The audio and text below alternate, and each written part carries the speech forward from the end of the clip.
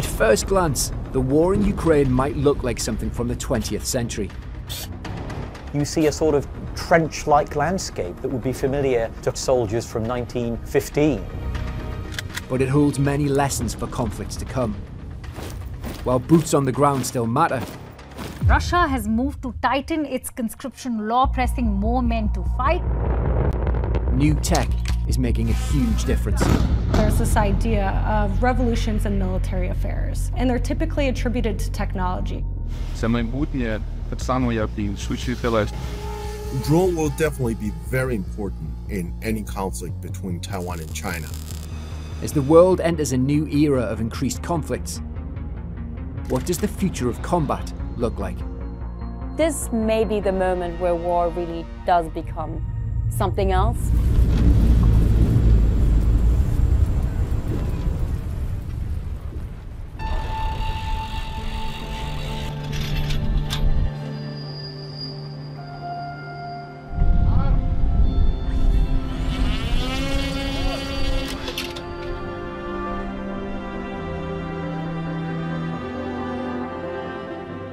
І зараз на нас довертає, і зараз буде гарно в промінях під хмарою йти.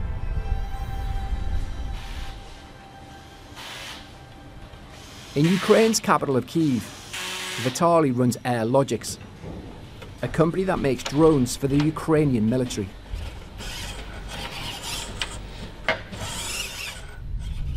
Today he's testing their flagship product, a reconnaissance drone called the Gore, as well as a smaller loitering munition or kamikaze drone.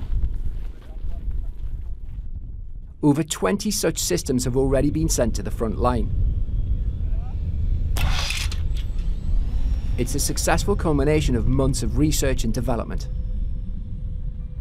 Це третій з катапульти, прям заряджений, прям топчик. Все, вахту. Це прям капець.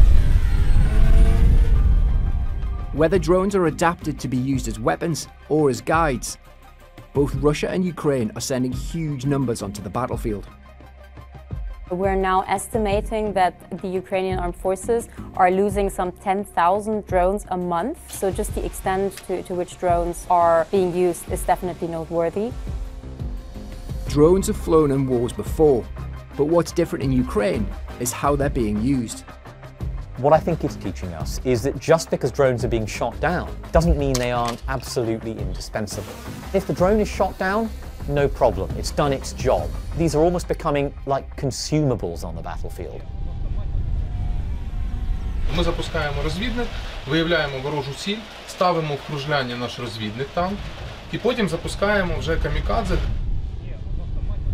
Якщо у вас є камікадзе-дрон, який може нести 3 кг бойової частини на 15-20 км, а це, в принципі, артилерія, і ефективно, точно вражати ціль, я думаю, це буде великою перевагою. І повертаємо розвідник, сідаємо, потім тікаємо, поки не накрили.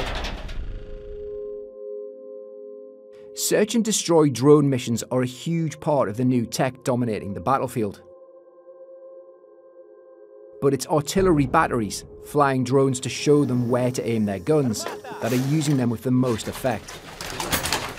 Without expendable drones as their eyes and ears, shooters would be nearly blind.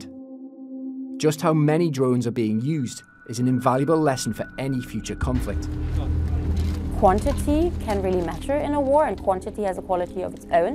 That's something that in the West we may have forgotten to some extent. We have relatively shallow arsenals with regard to ammunition and things like that, and now we're realizing that, yeah, in these kind of rather large conventional wars, you also just need a lot of drones and a lot of everything, really. Whether they're consumable or large and long range, Ukraine has demonstrated drones will be regular players in wars of the future. But the intelligence drones collect is only useful if there's a means of communicating it to the wider force.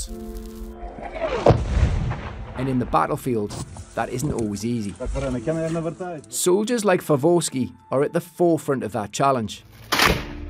They risk their lives training soldiers how to use technology that has become a lifeline for Ukraine: Starlink.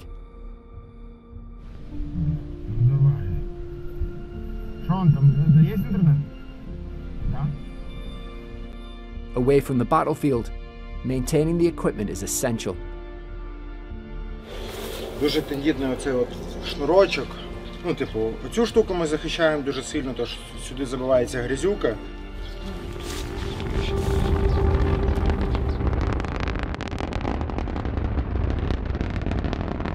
Starlink is a satellite constellation owned by SpaceX, an American rocket company.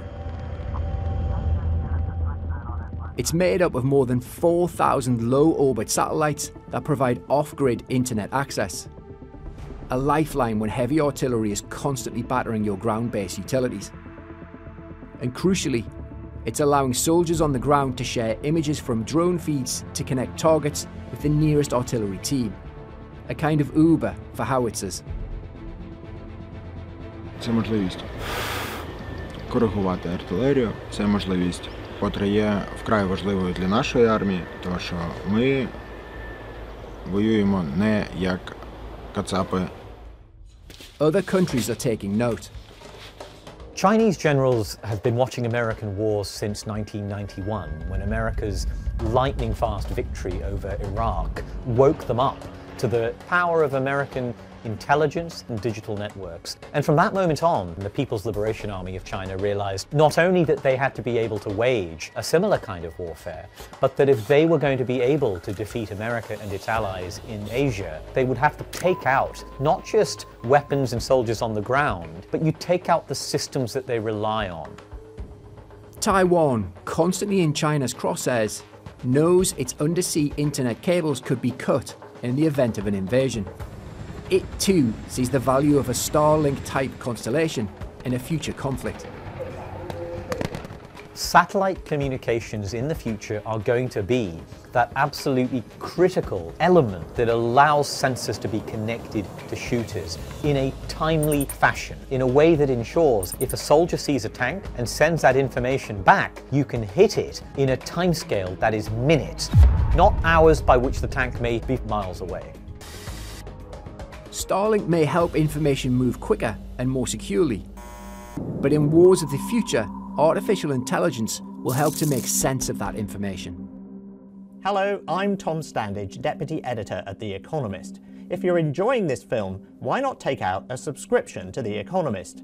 You'll receive daily and weekly analysis of global affairs, and you can read us online, in the app, and listen to our audio edition. For the best offer, click on the link.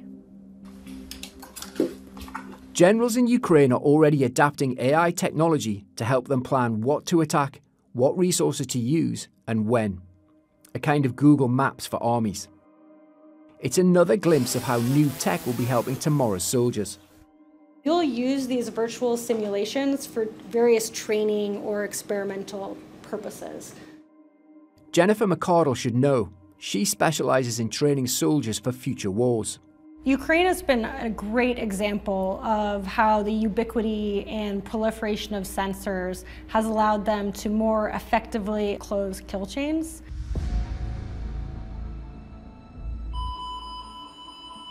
Shortening a kill chain means speeding up the time between finding a target and destroying it. It's a maritime patrol aircraft. Can you show me their position? Satellites, radar and drones provide an overwhelming amount of data from the battlefield, and sorting through it is hugely time intensive.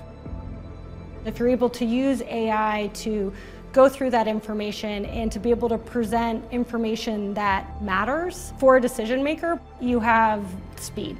You can work through that decision-making cycle much more quickly than you can right now. And AI isn't just helping to make decisions, it's also guiding the machines. Shield AI is a military tech company working to build an AI pilot. Artificial intelligence software that can fly unmanned craft during combat.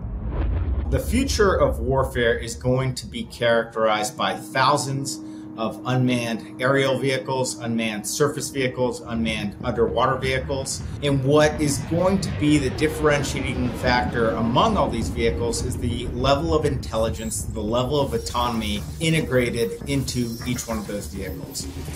You'll see unmanned systems outnumber the number of warfighters on the front lines of these conflicts, and they will play a key role in any battle of the future. Business is booming for military startups. Since 2021, the American Defense Department's spending on AI, allocated by financial year, has more than doubled. And NATO is also heavily investing. There has been a wave of venture capital that has gone to defense technology companies.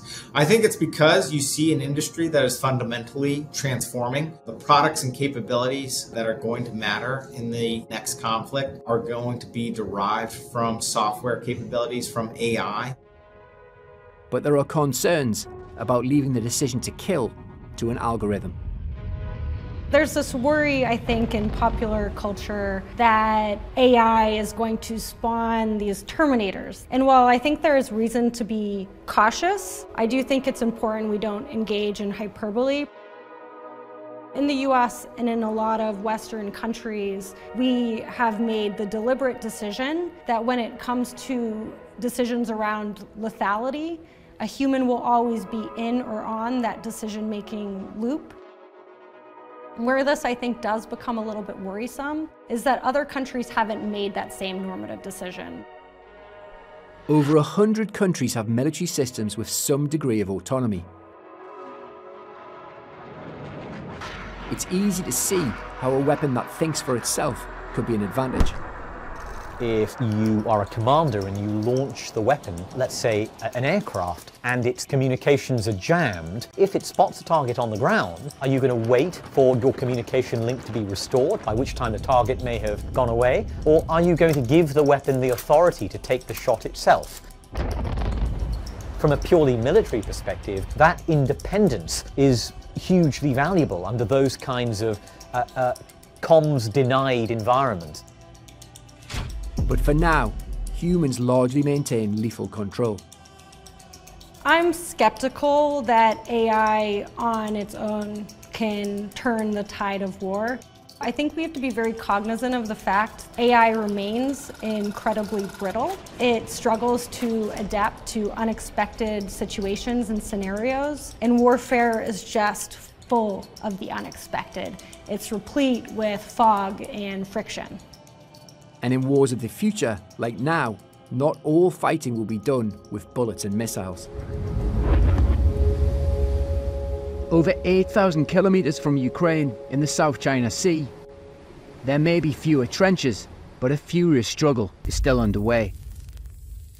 China has long claimed sovereignty over Taiwan, a democratic self-governing island that it sees as a breakaway province. But geography is on Taiwan's side.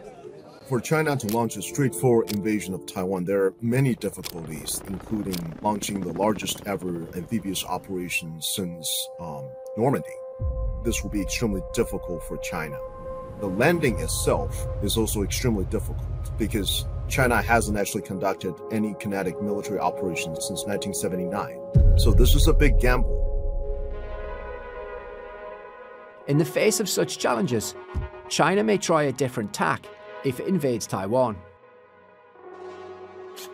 The People's Liberation Army believes in the three warfare doctrine, which requires communication with your potential audience in order to achieve a psychological effect. Cyber provides a very powerful means for them to extend the concept, such as propaganda, such as united front operations. If they could do that, and this is relatively cheap, you could conduct an entire year's worth of operations and the cost would not nearly be as much as one ballistic missile. And cyber warfare isn't just a psychological weapon. They could cut off power supplies, critical military infrastructure such as surveillance radar stations, and keep Taiwan blind, deaf to facilitate further kinetic operations. It may sound like a cleaner version of future war, but when it comes to conflict, there's no escape from attrition. In Kyiv, Favosky and his partner are preparing for him to return to the front. По-дебільному якось, що страху не було, можливо, я не уявляв. По суті, по-своєму, ти підписуєш контракт до закінчення воєнного часу, і оцей от момент в тому, що типу, ти всю свою свободу, яка в мене була, типу, вона завершується. Ну, я, типу, намагаюся впитувати якийсь, типу, емоційний відпочинок. It's very easy to get caught up in the hardware of this conflict, the drones, the tanks, the satellites. But it is very important to understand, ultimately, this is still people. Не хочу плакати. Чого? Це ж емоції, а що? А чого не хочеш плакати? Бо не хочу. Mostly men, often very young men, holding guns, firing at the enemy and suffering trauma, life-changing injuries and death. Even in a war with high levels of technological sophistication, in the end, we still need to be prepared for the 18-year-old dying somewhere in the mud.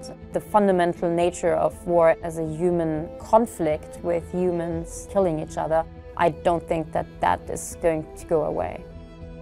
War is still ultimately irreducibly about that clash of arms, waged often at close quarters, in which bodies pile up, societies are ravaged, and each country's youth, the most talented of their young generation, are lost in huge numbers.